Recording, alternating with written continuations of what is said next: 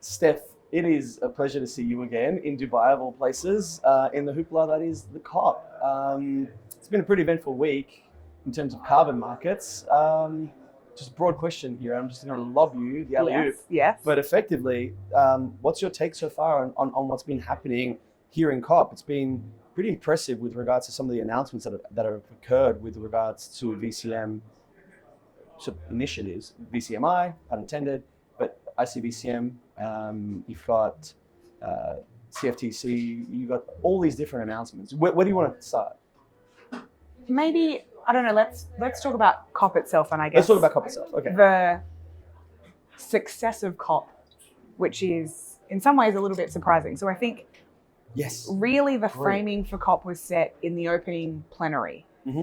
And what was really interesting is very, very kind of short introductions, and then went immediately into setting the agenda for the 2 weeks of COP with immediate commitments made, financial commitments made to loss and damage.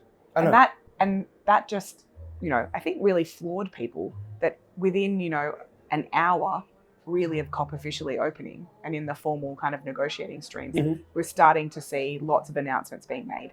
And I think that has really kind of set the foundations for COP overall, which was a lot of prep being done so that there would be tangible announcements and actions coming out of this COP. I think that that's one of the really big differences from, last year, I think, in Sharm, which was supposed to be the implementation COP. Mm-hmm. I think there were still a lot of things that were being worked out. And one of the things we're seeing here is lots of announceables, lots of kind of agreements that have been forged over the last, year or many years in most cases. And I think that's quite unique. But one of the challenges also is just how big COP is. It is huge. And so you have the formal negotiating track, you have the blue zone with so many different pavilions and their agendas, and then actually like a very lively green zone. And so I think it's fantastic. We're seeing lots of those announcements, but it also can be really challenging to navigate. But no doubt. I would say daunting in certain ways. I underestimated how enormous, not only physically the complex is, but obviously the challenges, that we're facing, but the energy of that many people. There's 70, 80,000 people here in Dubai for the COP this year, all working, some throwing sand in the gears, but most working towards what this statement behind me says, making net zero possible. Yeah. And on that one, I think for us and given, the area that we focus on in particular is how do you make it happen? How do you make net zero happen? And one of those components is always about the money and the finance for that. But also this COP, there's a lot of focus on the role of carbon markets. Yes. So one of the big areas that has been, I guess, showcased at this COP is obviously the global stocktake, the GST, not goods and services tax for everyone out there who's... in Australia. But how are we tracking? And unsurprisingly, we're not tracking that well. We need to do something pretty drastic, and we need to increase the scale and the pace of action. And one of the ways that we need to facilitate that is through finance. And what are our options? And so on Monday, I think it was Monday, I'm losing track of the days of the week, Monday, which also happened to be my birthday, was VCM Day. So for my birthday, we had a fantastic set of announcements that built on the momentum of the last 12 to 18 months, particularly around governance and integrity in the market, but layering those on top of each other to set a new pathway going forward for 2024.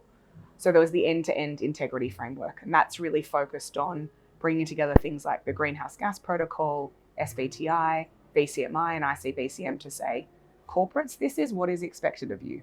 Companies have been saying to us, it's really hard to know what I'm supposed to do. Mm-hmm. Well, here it is. There are 4 steps. Measure and account for your emissions, set a credible science-aligned decarbonisation pathway with targets, decarbonise and offset, and if you're using carbon credits as part of that offsetting, use a particular set of carbon offsets. It doesn't seem that hard. Here's fantastic. The rule book. Yeah. Now play. Here, this is what you need to do. But I think that is at the crux. That's a solution that's addressing this problem effectively. Yeah. That there is so much noise, there's so much confusion, and essentially corporates are risk averse, right? Yes. Because they're risk averse for multiple reasons, but reputational risk is the key driver here of reticence in terms of the inaction. And now they've got a playbook effectively by which they can actually play. So it is fantastic to see that, and the collaboration of all of these different sources, and it's an acronym soup, as you mentioned, but it's fantastic that it's not just disparate kind of approaches, that they're saying, no, there's a coalition now of the willing, and we are coalescing around this idea of providing a roadmap, which is fantastic to see. And so they've, the end-to-end integrity framework, which I personally think probably could have a bit more of a like jazzy, sexy name, but I'm sure we'll get there. We got some marketing and comms people on here. I had chance to say how important comms is. We'll figure it out. Then all of the standards coming together. So the VCM standards like Vera and Gold Standard ACR CAR coming together and saying, we're going to work together. Fantastic. That's huge. That is a phenomenal outcome for those standards to say it's in our best interests and the best interests of the market for us to share learnings and for us to work together on areas of kind of common challenges to make sure that the market works really well. And so you've got here companies, this is what you need to do. This is how we're going to work on the market infrastructure, particularly the standards and the registries that sit behind that. Yep. Then you have things like the CFTC in the US coming out and saying, and IOSCO, and you can speak to this one, Renee, but the idea of, okay, we're seeing lots of finance come into the carbon market, into carbon credits. Yep. How should we treat them? And they're saying, well, you really need to treat them like you would other financial assets. Other assets. And that is a huge endorsement of how far carbon credits have come. Because all of a sudden people are within, what are the traditional financial regulators saying, this is an asset that we see has legitimacy, has a place in portfolios. People are thinking about it in their portfolios and they're coming together around that. So that just adds that other additional layer. It lends legitimacy. I was at the World Federation of Exchanges event yesterday where the chairman of the CFTC spoke on this very topic, and it is fantastic to see such positive engagement and understanding that the market is complex, but it is not more complex than other asset classes, and that like other asset classes, whether that's commodities or others, that they evolve over time, but that what the regulators want, and CFTC is just one in the United States, but it is one of arguably the largest and most important, along with the SEC, is letting legitimacy. Once now the regulators effectively, it's in their purview. Now, effectively, there's confidence for the really large end of town. Exactly. Right? The big financial players, the asset managers, the banks, etc., who can effectively now underwrite these risks and engage in this market with confidence. And it normalizes it, which I think is there's always that conversation of, are carbon credits going to become more or less commoditized? Leaving that aside, there is the need to normalize where climate finance fits, where carbon credits fit within that framework. And I think that's a lot of what happened through those announcements. And then the one that for me, I think was really the standout was an event that was hosted by the COP presidency, in which the COP presidency, the World Bank, the Singaporean, UK, Indonesian governments, John Kerry, Mark Carney, all endorsed the role of the voluntary carbon market as part of the global effort to keep the 1.5 ambition in play. We're not going to get to 1.5 without carbon markets, and we're not going to get to 1.5 or stay within 1.5 or have any chance of remaining close to that if we're not using all of the mechanisms that we have. Carbon markets are part of that, and the voluntary carbon market is a crucial part of that. And I just think that is a game changer for the role of the VCM. People have asked about where it fits within the kind of Paris Agreement and global frameworks and the UN frameworks. Those parties have now endorsed the VCM. It's infrastructure that we have. It's something that exists now. We need to be doing things quickly. Yes, there needs to be integrity in that market, but we've had a lot of work on governance happening. So I left that day thinking, like, this is a really fantastic, not only day for the voluntary carbon market or for international carbon markets, but also just the positivity around pragmatic solutions for climate change, getting this, making net zero possible. The other thing I'm watching out for is Article 6, which is really the nerdburger part of the the negotiations for anyone who's ever sat in a negotiating room. But I think there's, very daunting. There's a real pragmatism there as well, because people are recognizing we're running out of time.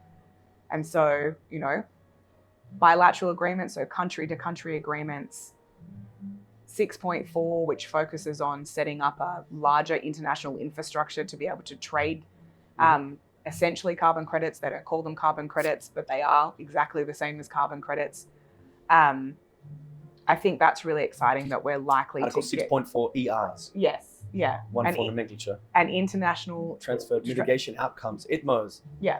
Great. Basically, marketing, that definitely went through marketing. Yeah, it's just a labeling for what is essentially a carbon credit. Designed by lawyers. So that's the next step that I'm watching to see where that goes and how that is operationalized from here. I love it. So can I summarize? Essentially, there's a sense of optimism and hope that I think has been, in terms of contrast, it's been sorely missing in 2023. Yeah. It feels like the market has certainly faced challenges, a lot of headwinds, and quite frankly, I've sensed a sense of apathy, a lot of energy, a lot of that inertia that we had in 2020 and 21, and even the perseverance that occurred in 22 effectively has dissipated this year. A lot of folks saying how this is so difficult. I thought this was going to take off.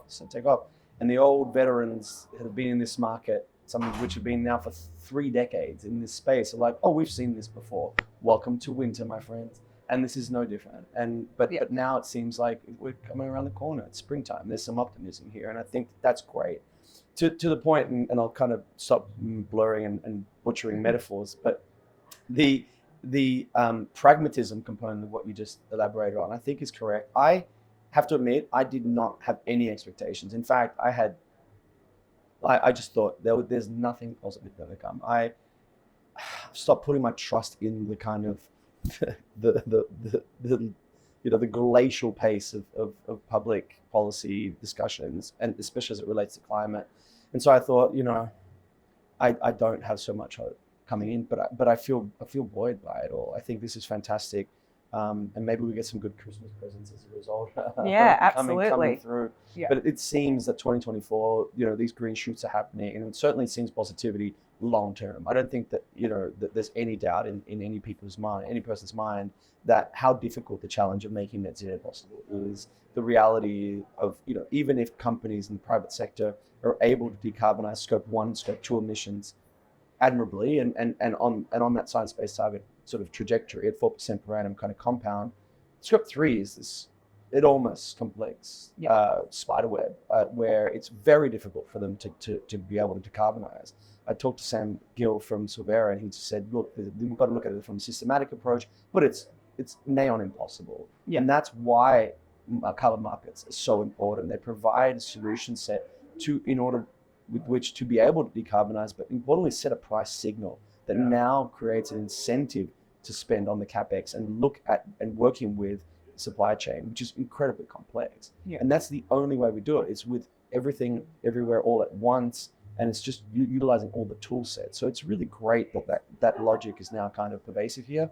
I just hope that we have that inertia moving, like continuing into 24, that it's not just all conversations, but actual action, and that capital is allocated and commitments are actually maintained, because otherwise it's just rhetoric. Yeah, and I think that's the super important thing, the kind of what next. I mean, what next? We're only partway. We're only at the end of the first week. I don't even know what day we're at right now. So yeah, I don't know what day of the week it is, but we're halfway through COP, so we've got a whole nother week. We've already seen a huge number of announcements that have come out, and we will see more coming. Mm-hmm. Importantly, we've just kind of come out of Finance Day, so an area that obviously is kind of particularly importance and interest to us. But I think there's this, after the next week, we then go into this space of, the run up to Christmas and kind of January, which I'm kind of calling the post-COP interpretation world. I love that. And so I think it is really important that we've seen all of these announcements being made and these commitments being made. And over, the weeks in the run up to Christmas and in January, maybe it's January, February, people will be looking at and digesting all of those commitments and thinking about what does that mean in terms of setting the path forward. And I think that's as crucial as the announcements being made is how those are interpreted, how they're received, and what that then translates into in terms of implementation and action. Implementation and action. That's what's key. Yeah. I think I'll be a little bit less optimistic on that side. I definitely think that the post-COP interpretation, what's called week? Or I think it's months. I think months. it's months. Yeah, It but has to happen. I think it's months. I think the penny starts to drop. Christmas, people take time off because it's been an insane spring. Yeah. And then it takes time for those things to work themselves through. Yeah. And essentially, unlocking the gate at the risk gate is kind of where it's at. And I think that then we'll start to see this trickle, and then things will start actually happening quite en masse. I'm hopeful, and I've been hearing some kind of whispers of real significant buy-side demand materializing. Yeah. And I hope that is the case. It would seem here in this region, not to kind of telegraph too much of what to be mentioned confidentially, but that given the energy dependency here on hydrocarbons, and this is the primary business, that there's a realization that, okay, we can at least provide balance, which is the net zero component. Yeah. Sure, they recognize, stop saying we, but there's a recognition that it's very difficult to, over time, or in the short term, I should say, to wean ourselves off the dependency on fossil fuels. But over time, there may be other alternatives. But in the meantime, carbon markets provide a real solution as a counterbalance. And so if that coalition actually does get kind of unlocked, I think that it would create a really strong demand signal, and then from there, it's well, and that's where that's one of the key issues that's being very actively explored and negotiated as part of the formal negotiation track is will text around fossil fuels and the phase out of fossil fuels, and particularly the language around unabated fossil fuels. Yeah, how will that land in the final text? And it's something that people are working on. That sends a huge signal to the market. I think it's also, it's one of those areas that in previous years of COP has been like the poison chalice. No one wants to touch that issue. And I think there's still a risk that there may not be any text that kind of lands on that front. But I know that is something that, is currently obviously, being very hotly debated and negotiated. And I think the other component of that, that post-COP interpretation, one of the reasons I raise that is I think that sometimes there is a bit of a perception of like, once COP's over, and it's, it's hard. They always happen just before Christmas. So everyone's kind of burnt out and tired towards the end of the year. Mm-hmm. But that those decisions are made and then it's kind of set and forget. And I think what needs to happen here is taking those as the framing and then focus on the implementation. And that's also incumbent on us within the sector to do that as well. Completely. And say, okay, for us in the VCM and in the international marketing, carbon markets in particular, these decisions have been made, these things have been worked on. Now what? How do we work towards, providing the coverage and support for the demand side of buyers? And what does that look like? How do you make sure that people are actively engaged in the conversations around and the processes of the core carbon principles? But also, how do we not only continue to evolve the market to give the really important certainty that's necessary of what this is going to look like going forward? Because, we need to use these solutions. We have them at our hands now. Where do we go from here? Great. I can't wrap it up any better than that, Steph. I think, thank you. We'll be back for week 2. We'll be back for week 2. I'm not. I'm leaving on Friday, but you enjoy. I'm exhausted. I'm sleep deprived, but hey, hope you guys enjoyed that one. I certainly did. Steph, it's always a pleasure speaking. Thank you honestly, for having me. Thank you so much. Thanks for being my first time second guest. Yes. The distinction is yours. And I'm going to hopefully keep kicking goals on that one. Yeah, I will have to have you back again. Thank you so much. Appreciate it. Have a wonderful COP.